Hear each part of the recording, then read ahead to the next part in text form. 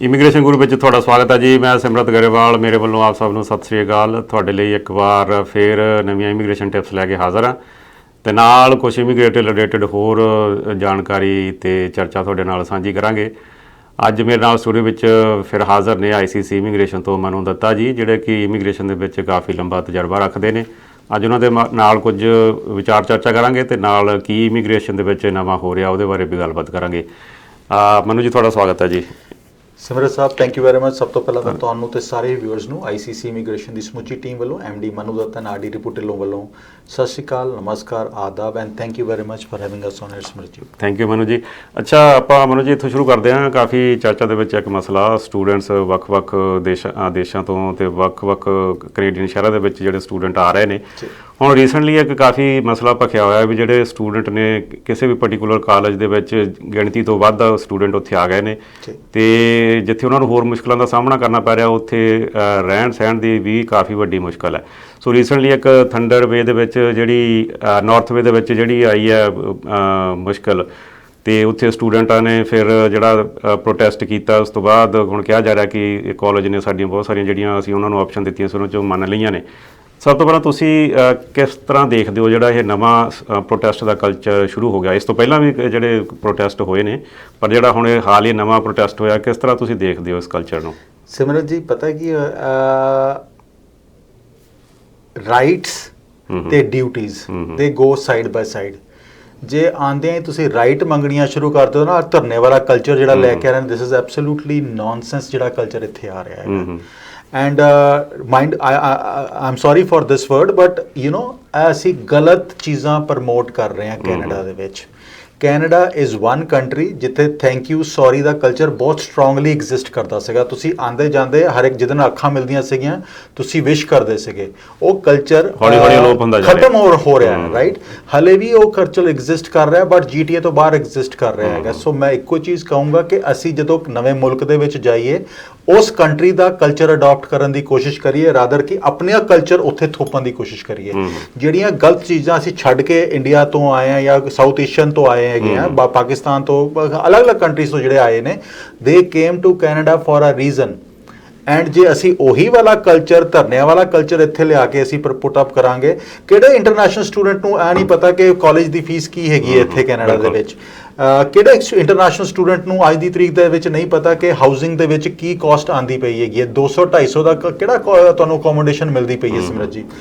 International fees ਅੱਜ ਵੀ ਹਰ ਇੱਕ ਨੂੰ ਪਤਾ। ਗੂਗਲ ਦੇ ਵਿੱਚ ਤੁਸੀਂ 24 ਘੰਟੇ ਟਿਕਟੌਕ ਦੇ ਉੱਤੇ, ਸੋਸ਼ਲ ਮੀਡੀਆਜ਼ ਦੇ ਉੱਤੇ ਬੈਠੇ ਹੈਗੇ ਹੋ, ਤੁਹਾਨੂੰ ਕਿਹੜੀ ਚੀਜ਼ ਤੁਸੀਂ ਗੂਗਲ ਨਹੀਂ ਕਰਕੇ ਦੇਖ ਸਕਦੇ ਪਏ ਕਿ ਕਿਸ ਸਿਟੀ ਦੇ ਵਿੱਚ ਉਹ ਬਰੈਂਪਟਨ ਤੋਂ ਉਹਨਾਂ ਦੇ ਇੰਟੈਂਸ਼ਨ ਕੀ ਹੈਗੀ? ਜਦੋਂ ਤੱਕ ਵੀਜ਼ਾ ਨਹੀਂ ਲੱਗਾ ਤਾਂ ਤੱਕ ਤੇ ਅਸੀਂ ਹੱਥ ਜੋੜ ਕੇ ਖੜੇ ਹੈਗੇ। ਜਿਸ ਦਿਨ ਵੀਜ਼ਾ ਲੱਗ ਗਿਆ ਤੁਹਾਡੇ ਹੱਥ ਖੁੱਲ ਜਾਂਦੇ ਨੇ ਤੇ ਤੁਸੀਂ ਕਹਿੰਦੇ ਅਸੀਂ ਤੇ ਜਵਾਈ ਹੈਗੇ ਇਸ ਮੁਲਕ ਦੇ। ਆਹ ਜਿਹੜਾ ਕਲਚਰ ਹੈਗਾ ਨਾ, ਆਹ ਕਲਚਰ ਚੇਂਜ ਕਰੋ। ਐਂਡ ਸਿਰਫ ਕੁਝ ਪਰਸੈਂਟੇਜ ਜਿਹੜੇ ਸਟੂਡੈਂਟਸ ਹੈਗੇ ਨੇ ਜਿਹੜੇ ਉਸ ਕੈਟੇਗਰੀ ਦੇ ਵਿੱਚ ਫਾਲ ਕਰਦੇ ਨੇ। 98-97% ਸਟੂਡੈਂਟਸ ਇੱਥੇ ਪੜ੍ਹਾਈ ਕਰਨ ਵਾਸਤੇ ਆਉਂਦੇ ਨੇ, ਕੈਨੇਡਾ ਨੂੰ ਕਲਚਰ ਅਡਾਪਟ ਕਰਨ ਵਾਸਤੇ ਆਉਂਦੇ ਨੇ, ਇੱਥੇ ਸੈਟਲ ਹੋਣ ਵਾਸਤੇ ਆਉਂਦੇ ਨੇ। ਜਿਹੜੇ 2 ਤੋਂ 3% ਲੋਕੀ ਆ ਰਹੇ ਨੇ ਜਿਹੜੇ ਗਲਤ ਐਟੀਟਿਊਡ ਨਾਲ ਆ ਰਹੇ ਨੇ, ਗਲਤ ਕਲਚਰ ਲੈ ਕੇ ਆ ਰਹੇ ਨੇ, ਉਹ ਇਵੈਂਚੁਅਲੀ ਆਉਣ ਵਾਲੇ ਬੱਚਿਆਂ ਵਾਸਤੇ ਵੀ ਮੁਸੀਬਤਾਂ ਕ੍ਰੀਏਟ ਕਰਨਗੇ। ਐਂਡ ਕਮਿਊਨਿਟੀ ਵਾਸਤੇ ਵੀ ਅੱਜ ਦੀ ਤਰੀਕ ਦੇ ਵਿੱਚ ਅਸੀਂ ਹੱਲਾ ਦੇ ਰਹੇ ਹਾਂ, ਪਿੱਠ ਤੇ ਥਪਕਾ ਰਹੇ ਹਾਂ ਕਿ ਬਹੁਤ ਵਧੀਆ ਕਰ ਰਹੇ ਹੋ। ਆਉਣ ਵਾਲੇ ਸਮੇਂ ਦੇ ਵਿੱਚ ਵੀ ਵਿਲ ਸੀ ਦਾ negative outcome of all this Simrat ji. ਅੱਛਾ, ਤੁਸੀਂ ਗੱਲ ਕੀਤੀ ਵੀ ਜਿਹੜੇ ਸਟੂਡੈਂਟਸ ਨੇ ਆ ਕੇ ਇੱਥੇ ਆਪਣੇ ਅਧਿਕਾਰ ਪਹਿਲਾਂ ਜਿਹੜੇ ਮੰਗਣੇ ਸ਼ੁਰੂ ਕਰ ਦਿੰਦੇ ਨੇ। ਹੁਣ ਇੱਕ ਗੱਲ ਇਹ ਵੀ ਆ ਵੀ ਹੁਣ ਸਰਕਾਰ ਨੇ ਜਿਹੜਾ ਇਹ ਸਟੂਡੈਂਟਸ ਨੂੰ ਇੱਥੇ ਪੜ੍ਹਨ ਦਾ ਪ੍ਰਿਵਿਲੇਜ ਦਿੱਤਾ ਸੀ, ਨਾ ਕਿ ਉਹਨਾਂ ਦਾ ਕੋਈ ਰਾਈਟ ਸੀ ਵੀ ਹਾਂ ਨਹੀਂ ਅਸੀਂ ਤਾਂ ਉੱਥੇ ਜਾ ਕੇ ਪੜ੍ਹਨਾ ਹੀ ਪੜ੍ਹਨਾ ਹੈ। ਤੇ ਉਸ ਤੋਂ ਬਾਅਦ ਹੁਣ ਜਦੋਂ ਸਟੂਡੈਂਟ ਇੱਥੇ ਆ ਜਾਂਦੇ ਨੇ ਤੇ ਫਿਰ ਉਹ ਵੱਖ-ਵੱਖ ਤਰ੍ਹਾਂ ਦੀਆਂ ਮੰਗਾਂ ਕਰਦੇ ਨੇ, ਜਿਵੇਂ ਕਿ ਹੁਣ ਇਹ ਵੀ ਕਹਿੰਦੇ ਨੇ ਵੀ ਜੀ ਜਿਹੜੇ ਉੱਥੇ ਹੁਣ ਆਪਣੇ ਨਾਰਥ ਵੇ ਦੇ ਵਿੱਚ ਹੋਇਆ ਵੀ ਸਾਨੂੰ ਇਸ ਤਰ੍ਹਾਂ ਦੀ ਆਪਸ਼ਨ ਦਿੱਤੀ ਜਾਵੇ ਪੜ੍ਹਨ ਦੀ ਕਿ ਜਿਹੜਾ ਸਾਡਾ PG ਵਰਕ ਪਰਮਿਟ ਹੈ ਉਹਦੇ ਲਈ ਅਸੀਂ ਐਲੀਜੀਬਲ ਹੋਈਏ। ਸੋ ਮੇਰੇ ਖਿਆਲ ਜਦੋਂ ਇਹ ਸਾਰਾ ਸਟੂਡੈਂਟ ਪ੍ਰੋਗਰਾਮ ਸ਼ੁਰੂ ਹੋਇਆ ਸੀ, ਬਹੁਤ ਸਾਰੀਆਂ ਇਸ ਤਰ੍ਹਾਂ ਦੀਆਂ ਜਿਹੜੀਆਂ ਕੰਡੀਸ਼ਨਸ ਪਹਿਲਾਂ ਹੈ ਹੀ ਨਹੀਂ ਸੀਗੀਆਂ। ਸੋ ਉਸ ਤੋਂ ਬਾਅਦ ਹੁਣ ਲਗਾਤਾਰ ਹੌਲੀ-ਹੌਲੀ ਮੇਰੇ ਖਿਆਲ ਸਰਕਾਰ ਵੀ ਜਿਹੜੀ ਲੀਨੀਟ ਹੁੰਦੀ ਜਾ ਰਹੀ ਹੈ। ਲੱਗਦਾ ਵੀ ਸਰਕਾਰ ਜਿਹੜੀਆਂ ਵੱਡੀਆਂ ਲੌਬੀਜ਼ ਨੇ ਉਹਨਾਂ ਦੇ ਮੂਹਰੇ ਝੁਕਦੀ ਜਾ ਰਹੀ ਹੈ। ਸਿਮਰਤ ਜੀ, ਇਸ time Canada has emerged one of the third best countries for education.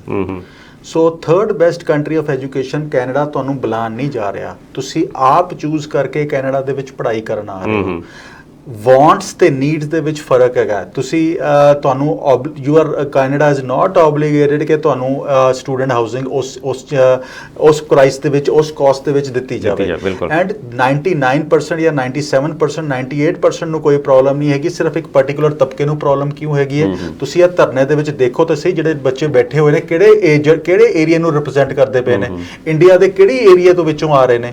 ਸੋ ਆਉਣ ਵਾਲੇ ਸਮੇਂ ਦੇ ਵਿੱਚ ਅਗਲੇ ਜਿਹੜੀਆਂ ਅਸੀਂ ਹਰਕਤਾਂ ਕਰ ਰਹੇ ਹਾਂ, ਆਉਣ ਵਾਲੇ ਈਅਰਸ ਦੇ ਵਿੱਚ ਯੂ ਵਿਲ ਸੀ ਕਿ ਉਸੇ ਏਰੀਏ ਦੇ ਬੱਚਿਆਂ ਨੂੰ ਉਹਦਾ ਰੈਪਰਕਸ਼ਨ ਲੈਣਾ ਪਏਗਾ, ਉਹਦੇ ਫੈਕਟਸ ਲੈਣੇ ਪੈਣਗੇ। ਨਾਲੇ ਸਿਮਰਤ ji, Canada is one country ਜਿਹੜਾ ਤੁਹਾਨੂੰ one of the best education ਦਿੰਦਾ ਹੈ।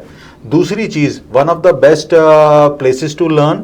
ਤੀਸਰਾ, ਇੱਥੇ ਸੈਟਲਮੈਂਟ ਤੁਹਾਨੂੰ ਆਪਸ਼ਨਸ ਦਿੰਦਾ ਹੈਗਾ। ਐਂਡ ਅੱਜ ਦੀ ਤਰੀਕ ਦੇ ਵਿੱਚ ਤਾਂ ਦਸੰਬਰ ਤੱਕ ਤੇ ਫੁੱਲ ਟਾਈਮ ਵਰਕ ਕਰਨ ਦੀ ਪਰਮਿਸ਼ਨ ਦਿੱਤੀ ਹੋਈ ਹੈ। ਅਦਰਵਾਈਜ਼ ਕਿਹੜੀ ਕੰਟਰੀ ਹੈਗੀ ਜਿਹੜੇ ਫੁੱਲ ਟਾਈਮ ਕੰਮ ਕਰਨ ਦੀ ਪਰਮਿਸ਼ਨ ਦਿੰਦੀ ਹੈਗੀ ਹੈ?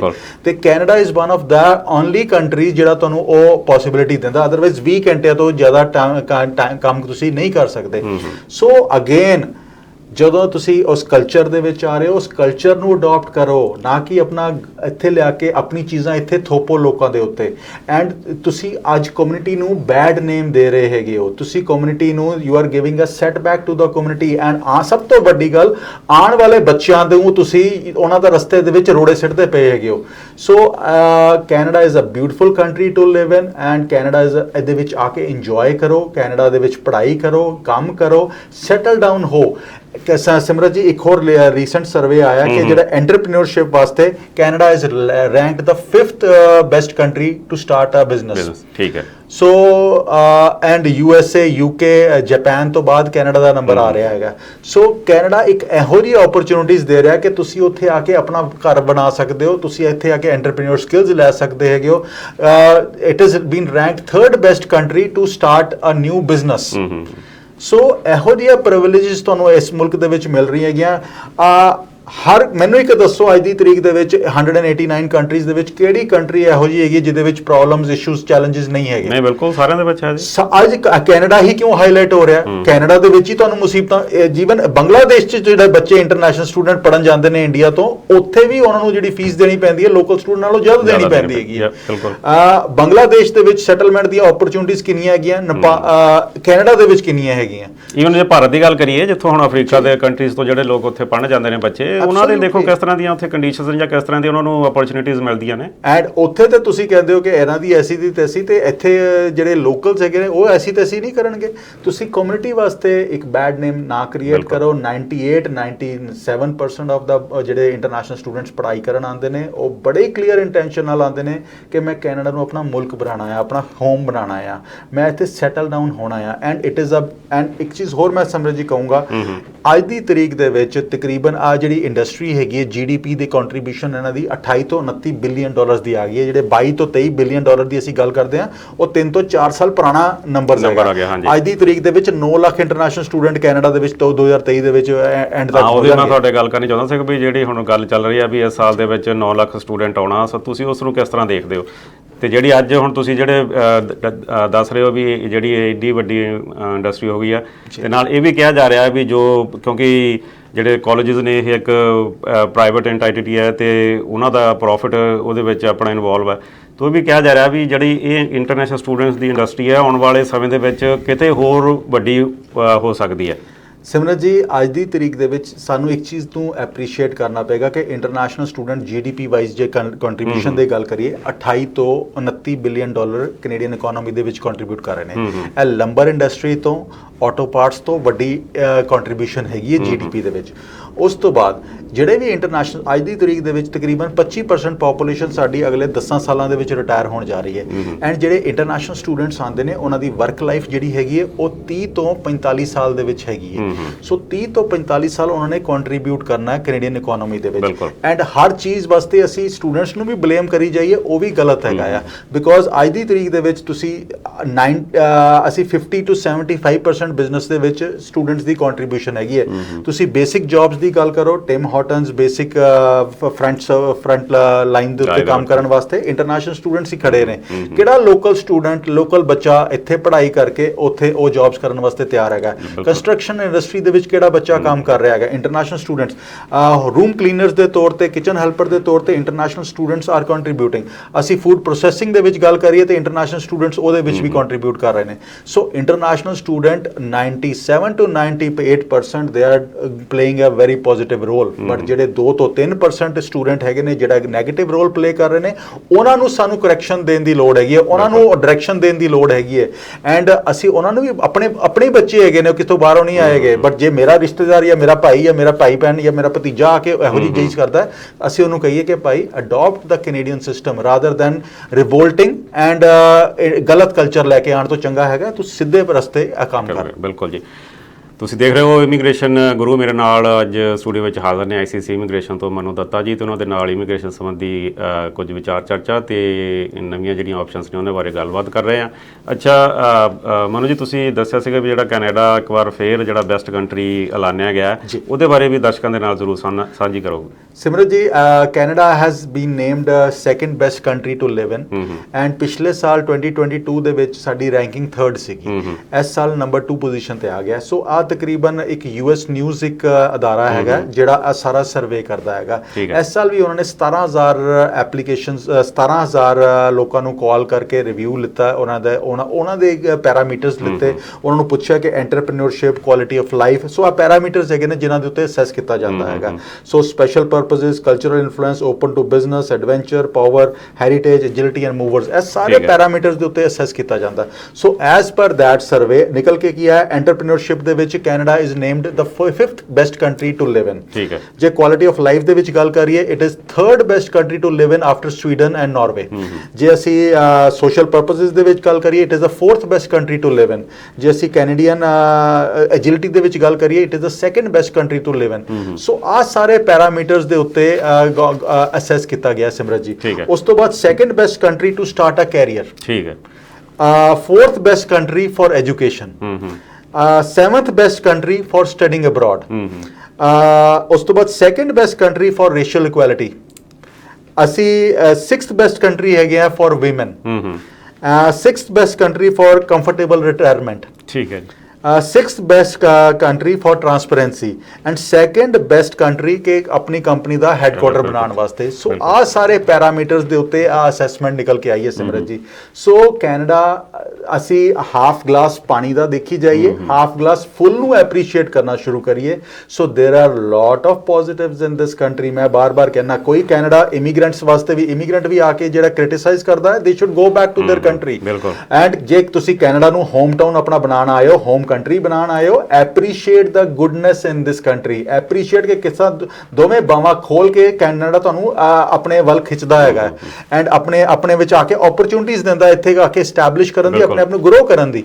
ਸੋ ਉਹ ਐਪਰੀਸ਼ੀਏਟ ਕਰਨਾ ਸ਼ੁਰੂ ਕਰੀਏ ਰਾਦਰ ਦੈਨ ਹਾਫ ਗਲਾਸ ਨੂੰ ਲੈ ਕੇ ਕਿ ਸਾਨੂੰ ਆ ਨਹੀਂ ਮਿਲਿਆ, ਸਾਨੂੰ ਇਹ ਨਹੀਂ ਮਿਲਿਆ। ਆਪਣੀ ਰਾਈਟਸ ਕਹਿੰਦੇ giving back to the society is very important Simrat ji. ਜੇ ਅਸੀਂ ਸੋਸਾਇਟੀ ਤੋਂ ਲੈਣਾ ਚਾਹੁੰਦੇ ਹਾਂ ਤੇ ਲੈਣ ਤੋਂ ਪਹਿਲਾਂ ਅਸੀਂ ਦੇਣਾ ਵੀ ਸਿੱਖੀਏ। ਬਿਲਕੁਲ। ਸੋ ਰਾਈਟਸ ਦੇ ਨਾਲ ਡਿਊਟੀਜ਼ ਵੀ ਹੈਗੀਆਂ, ਉਸ ਡਿਊਟੀਜ਼ ਦੇ ਉੱਤੇ ਵੀ ਫੁੱਲਫਿਲ ਹੋਈ ਹੈ ਜੀ। ਬਿਲਕੁਲ ਜੀ। ਅੱਛਾ ਮਨੂ ਜੀ, ਜਾਣ ਤੋਂ ਪਹਿਲਾਂ ਆਪਣੀ ਸੰਪਰਕ ਨੰਬਰ ਤੇ ਹੋਰ ਜਾਣਕਾਰੀ ਜ਼ਰੂਰ ਦਰਸ਼ਕਾਂ ਦੇ ਨਾਲ ਸਾਂਝੀ ਜੀ। ਬਿਲਕੁਲ ਸਿਮਰਤ ਜੀ, ਸਾਡਾ ਹੈੱਡ ਆਫਿਸ ਮਿਸਿਸ ਸਾਗਾ ਦੇ ਵਿੱਚ ਹੈਗਾ ਜੀ, 1137 ਡੇਰੀ ਰੋਡ ਈਸਟ। ਸਾਨੂੰ 17 ਸਾਲ ਤੋਂ ਜ਼ਿਆਦਾ ਅਰਸਾ ਹੋ ਗਿਆ ਇਮੀਗ੍ਰੇਸ਼ਨ ਸਰਵਿਸਿਜ਼ ਪ੍ਰੋਵਾਈਡ ਕਰਦਿਆਂ ਹੋਇਆਂ ਐਂਡ RD ਐਂਡ MD ਦੀ ਟੀਮ ਵਿਚ we are known for crystal clear and transparent advice. ਜਿਹੜੀ ਚੀਜ਼ ਪੋਸੀਬਲ ਹੁੰਦੀ ਹੈ ਦੱਸਦੇ ਹਾਂ, ਜਿਹੜੀ ਚੀਜ਼ ਨਹੀਂ ਹੁੰਦੀ ਉਹਦੇ ਤੇ ਵੀ ਕਹਿੰਦੇ ਕਿ ਭਾਈ do not waste your hard and money and time on this. And Canada is an amazing country to live in, lot of positives, don't look at the negatives। ਜੇ ਅੱਜ ਕੱਲ ਮੈਂ ਹੋਰ ਨਵੇਂ ਵੀਡੀਓਜ਼ ਦੇਖ ਰਿਹਾ ਕਿ ਕੈਨੇਡਾ ਦੇ ਵਿੱਚ ਜੀ ਜੌਬਸ ਨਹੀਂ ਹੈਗੀ, ਅਸੀਂ ਵਾਪਸ ਚਲੀਏ। ਤੁਸੀਂ ਆਪਣੇ ਕੰਫਰਟ ਜ਼ੋਨ ਚੋਂ ਬਾਹਰ ਨਿਕਲੋ, GTA ਤੋਂ ਬਾਹਰ ਨਿਕਲੋ। there are lot of opportunities that are still available in Canada and ਵਾਪਸ ਜਾਣ ਵਾਲੇ ਜਿਹੜੇ ਨੰਬਰਸ ਹੈਗੇ ਨੇ, that is not even fraction of a 1% ਜਿਹੜੇ ਲੋਕੀ ਕਹਿੰਦੇ ਨੇ ਜੀ ਕਿ ਅਸੀਂ ਵਾਪਸ ਚੱਲਨੇ ਆਪਣੇ ਕੰਟਰੀ ਦੇ ਵਿੱਚ।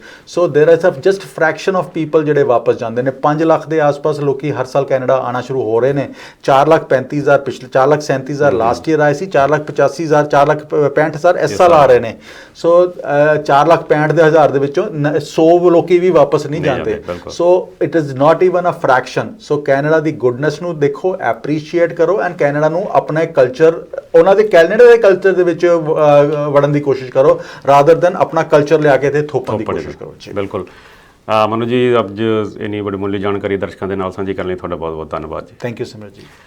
ਤੁਸੀਂ ਦੇਖ ਰਹੇ ਸੀ ਇਮੀਗ੍ਰੇਸ਼ਨ ਗੁਰੂ। ਅਗਲੇ ਹਫਤੇ ਫਿਰ ਤੁਹਾਡੇ ਲਈ ਇੱਕ ਨਵਾਂ ਐਪੀਸੋਡ ਲੈ ਕੇ ਹਾਜ਼ਰ ਹੋਵਾਂਗੇ। ਉਦੋਂ ਤੱਕ ਲਈ ਮੈਨੂੰ ਦਿਓ ਇਜਾਜ਼ਤ। ਧੰਨਵਾਦ।